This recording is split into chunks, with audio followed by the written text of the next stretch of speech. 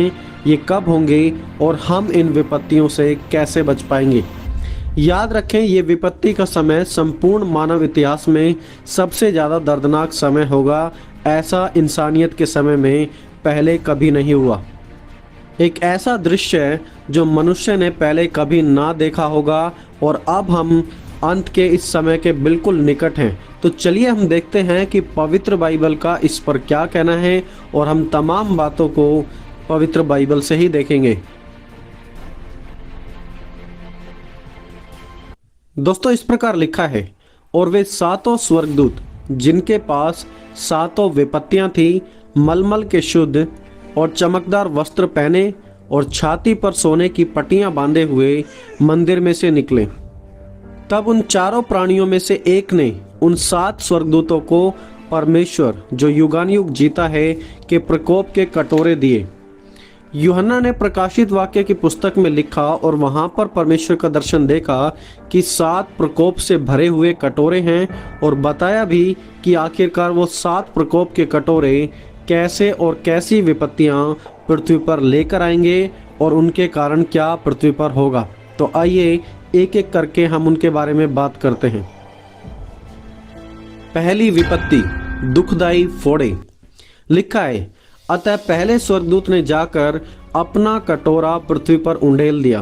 तब मनुष्य के जिन पर पशु की छाप थी और जो उसकी मूर्ति की पूजा करते थे, एक प्रकार का बुरा और दुखदाई फोड़ा निकला। आप देखेंगे कि भयानक फोड़े उन लोगों पर आ जाएंगे जो उस दुष्ट की मूर्ति को पूजते थे, और यह बहुत ही दर्दनाक और डरावना होने वाला है। उसके बाद देखेंगे कि जो सिर्फ परमेश्वर के लोग हैं वही ठीक रहेंगे, उन पर कोई भी फोड़े की विपत्ति नहीं आएगी। याद करें कि पुराने नियम में भी परमेश्वर ऐसी विपत्तियों को लेकर आए थे फिरौन और मिस्र के लोगों के समय में। जब मिस्र के लोगों ने परमेश्वर के लोगों को पीड़ा दी थी, तब परमेश्वर ने उन पर ऐसी विपत्तियां डाली थी मूसा के समय में। हमारा परमेश्वर जो आज हर एक व्यक्ति को मन फिराव का अवसर प्रेम से दे रहा है, सदा ऐसा करता ना रहेगा। यह कटोरा परमेश्वर के प्रकोप का कटोरा, जिसे पृथ्वी बर्दाश्त नहीं कर पाएगी और ना ही कोई भी पापी मनुष्य बर्दाश्त कर पाएगा, यह बहुत ही जल्दी पृथ्वी पर उंडेला जाएगा।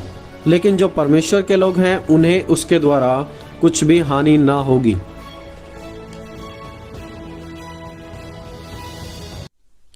दूसरी विपत्ति, समुद्र का खून में बदल जाना।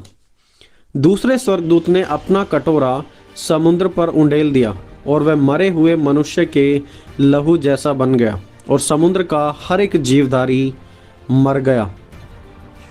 इस दूसरी विपत्ति के समय समुद्र के सारे जीव मर जाएंगे। सारी मछलियां, कछुए, सब कुछ मरा हुआ ही दिखाई देगा। जस्ट इमेजिन कि चारों तरफ आपको खून ही खून दिखेगा, सारे समुद्री जीव मरे होंगे। तो वहां पर कितना डरावना वो दृश्य होगा, कितनी गंदी बदबू आएगी वहां पर। याद रखें कि मूसा के समय में भी परमेश्वर ने नील नदी को लहू में बदल दिया था। इसलिए मैं आपसे कह रहा था कि ये सात प्रकोप के जो कटोरे हैं पुराने नियम की 10 विपत्तियों से भी मिलते जुलते हैं।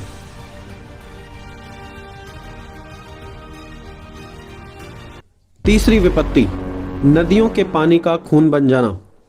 तब तीसरे स्वर्गदूत ने अपना कटोरा नदियों और पानी के सोतों पर उंडेल दिया और वे लहू बन गए। इस विपत्ति के समय तमाम नदियां जिन पर मानव जाति निर्भर रहती है अपने पीने के पानी के लिए, वो सभी के सभी खून में बदल जाएंगी।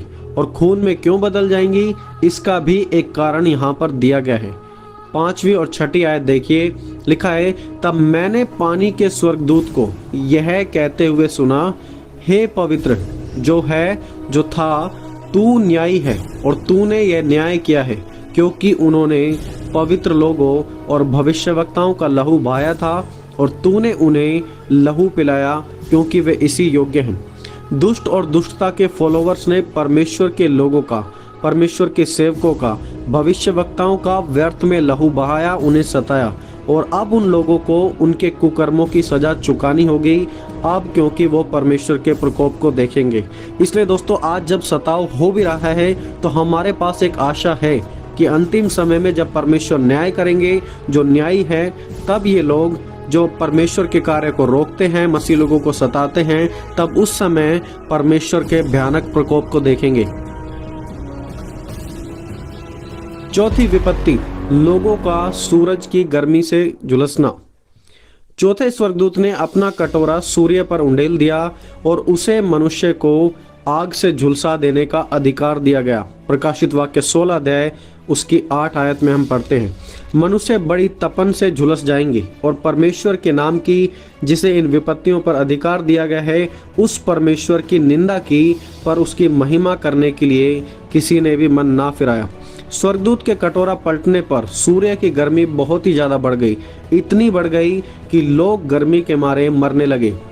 और हालांकि वो मर रहे थे, तब भी उन्होंने परमेश्वर के नाम की महिमा नहीं की, बल्कि परमेश्वर के नाम की निंदा ही की। ये वो लोग हैं जो हठीले हैं, नाश हो जाएंगे, पर अपने आप को कभी भी बदलेंगे नहीं। दोस्तों, जब सूर्य की गर्मी बढ़ेगी तो ऑब्वियसली आप जानते हैं क्या होगा, वहां पर अच्छी फसल नहीं उगेगी, यानी कि भूखमरी भी बढ़ जाएगी, पानी की कमी पड़ जाएगी, सूखा पड़ने के कारण अकाल जैसे हालात बन जाएंगे। और ये सब चीजें चौथी विपत्ति के समय होने वाला है, जब चौथा प्रकोप का कटोरा पृथ्वी पर उंडेला जाएगा। पांचवी विपत्ति, दर्द और अंधकार।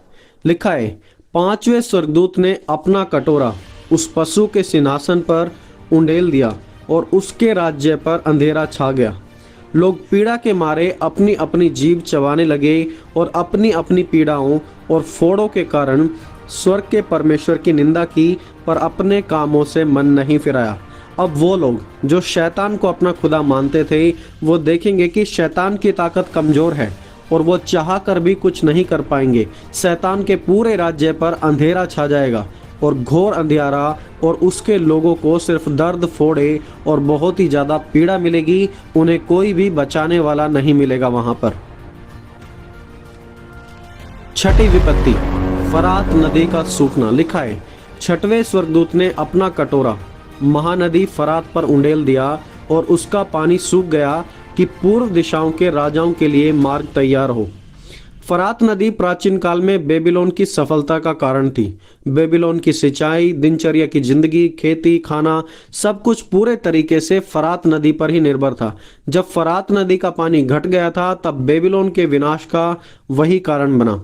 पूर्व से किंग साइरस और उसकी सेना ने फरात नदी के सूख जाने के बाद बेबीलोन पर आक्रमण किया, क्योंकि अब उन्हें नदी पार करने में, बेबीलोन तक पहुंचने में बिल्कुल आसानी थी पानी के सूख जाने के कारण। और जस्ट लास्ट मंथ हमने देखा कि कैसे फरात नदी का जो पानी का लेवल है वो घट रहा है। बहुत सारी वीडियोस यूट्यूब पर उसके बारे में डाली गई।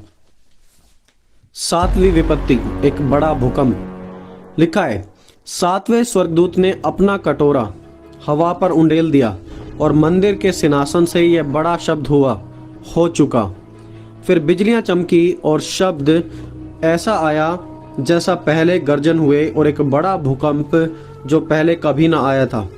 बुराई और भलाई की वो लड़ाई जो सालों से चली आ रही थी, अब एक इंटरेस्टिंग मोड़ पर आ पहुंचेगी।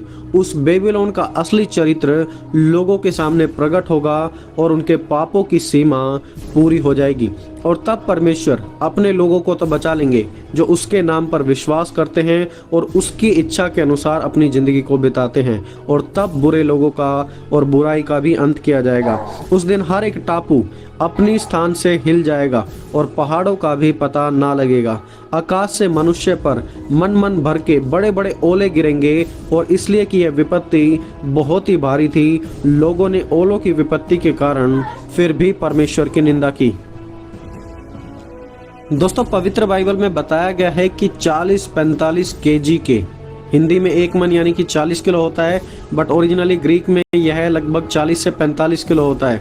तो 40 से 45 किलो के ओले पूरी पृथ्वी पर गिरेंगे। एक जबरदस्त भूकंप होगा